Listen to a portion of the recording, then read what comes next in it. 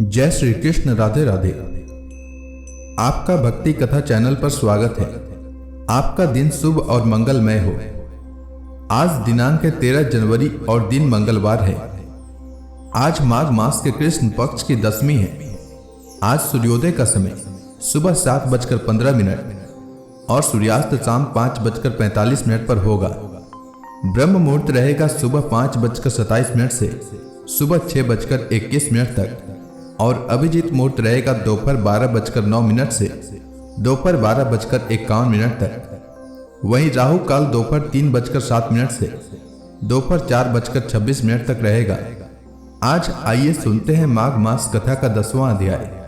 यमदूत विकुंडल से आगे कहते हैं, हे वैश्य, एक बार भी गंगा जी में स्नान करने से मनुष्य सब पापों से छूटकर अत्यंत शुद्ध हो जाता है।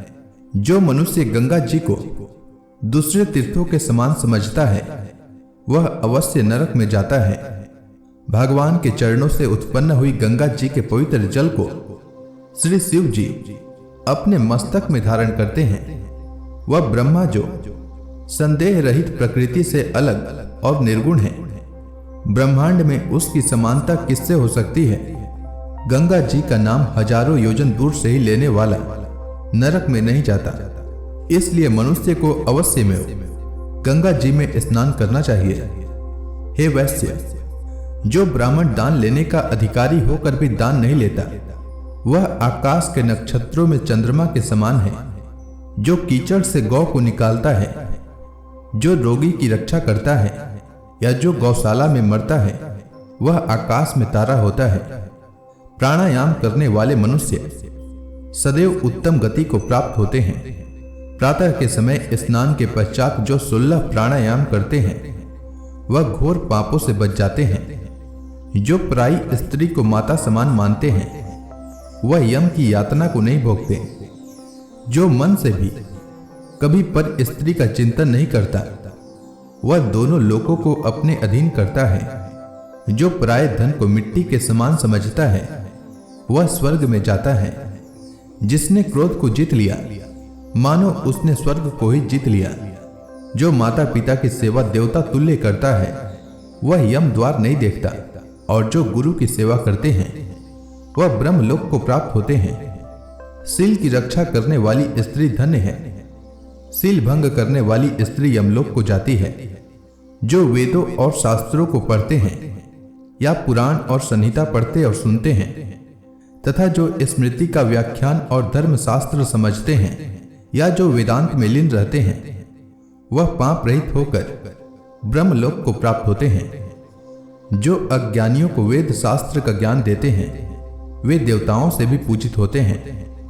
यमदूत ने कहा कि वैसे श्रेष्ठ, यमराज ने हमको वही आज्ञा दे रखी है कि तुम किसी वैष्णव को मेरे पास मत लाओ। हे वैश्य, पापी लोगों को इस संसार रूपी नरक को पार करने के लिए भगवान की भक्ति के सिवा दूसरा कोई उपाय नहीं है।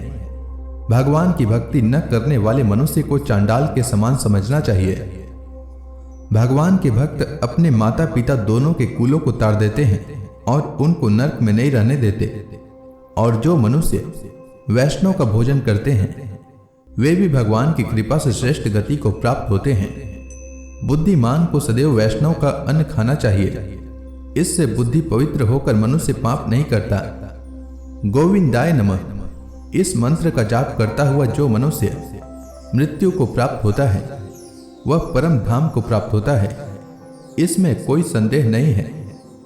जो मनुष्य ओम नमो भगवते वासुदेवाय इस द्वादशाक्षर मंत्र या ओम नमो नारायणाय इस अष्टाक्षर मंत्र का जाप करता है उसके ब्रह्म हत्या इत्यादि बड़े पाप नष्ट हो जाते हैं।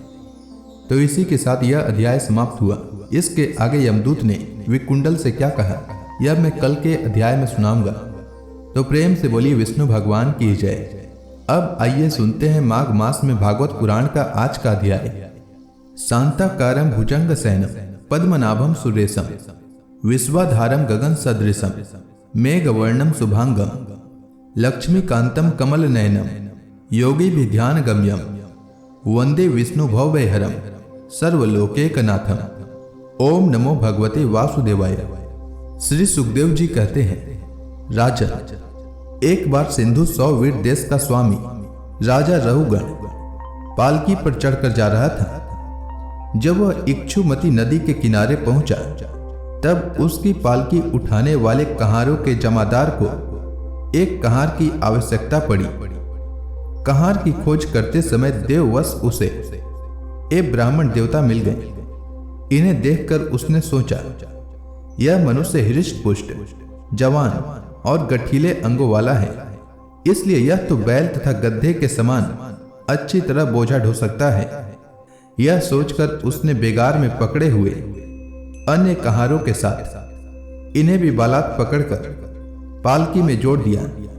महात्मा भरत जी यद्यपि किसी प्रकार इस कार्य के योग्य नहीं थे, तो भी वे बिना कुछ बोले चुपचाप पालकी को उठा ले चले।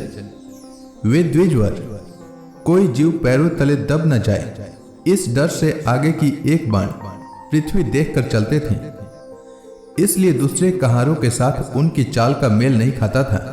अतः जब पालकी टेढ़ी सीधी होने लगती तब यह देखकर राजा रहुगण ने पालकी उठाने वालों से कहा, अरे कहारों, अच्छी तरह चलो, पालकी को इस प्रकार ऊंची नीची करके क्यों चलते हो। तब अपने स्वामी का यह आक्षेप रूप वचन सुनकर कहारों को डर लगा कि कहीं राजा उन्हें दंड न दे, इसलिए उन्होंने राजा से इस प्रकार निवेदन किया, महाराज, यह हमारा प्रमाद नहीं है, हम आपकी नियम मर्यादा के अनुसार ठीक ठीक ही पालकी ले चल रहे हैं। यह एक नया कहार अभी अभी पालकी में लगाया गया है, तो भी यह जल्दी जल्दी नहीं चलता, हम लोग इसके साथ पालकी नहीं ले जा सकते। कहारों के ये दीन वचन सुनकर राजा रहुगण ने सोचा, संसर्ग से उत्पन्न होने वाला दोष एक व्यक्ति में होने पर भी उससे संबंध रखने वाले सभी पुरुषों में आ सकता है, इसलिए यदि इसका प्रतिकार न किया गया तो धीरे धीरे सभी कहार अपनी चाल बिगाड़ लेंगे।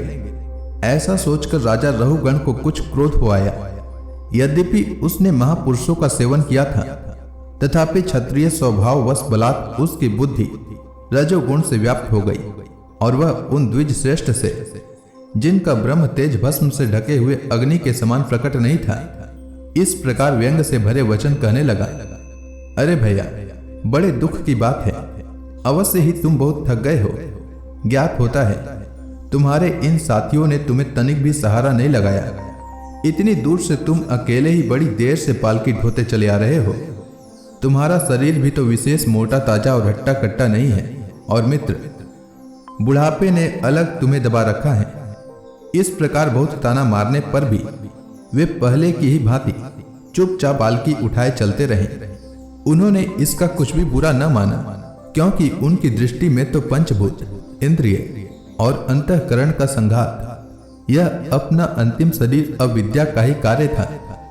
वह विविध अंगों से युक्त दिखाई देने पर भी वस्तुतः था ही नहीं, इसलिए उसमें उनका मैं मेरेपन का मिथ्या अध्यास सर्वथा निवृत्त हो गया था और वे ब्रह्म रूप हो गए थे। किंतु पालकी अब भी सीधी चाल से नहीं चल रही थी। यह देखकर राजा रहुगण क्रोध से आग बबला हो गया और कहने लगा, अरे यह क्या तू जीता ही मर गया है?